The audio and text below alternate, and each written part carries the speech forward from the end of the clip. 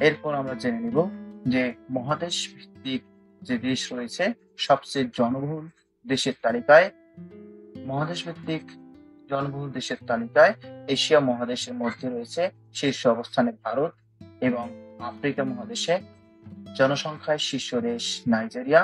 Europe মহাদেশের জনসংখ্যায় শীর্ষ দেশ বা সবচেয়ে জনবহুল দেশ হলো রাশিয়া। উত্তর আমেরিকাতে সবচেয়ে জনবহুল দেশের নাম হলো যুক্তরাষ্ট্র।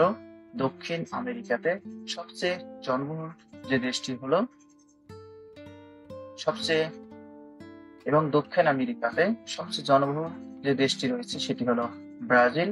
এবং সর্বশেষ ওশেনিয়া মহাদেশে সবচেয়ে বেশি জনসংখ্যা বা সবচেয়ে জনবহুল দেশের তালিকায় রয়েছে অস্ট্রেলিয়া।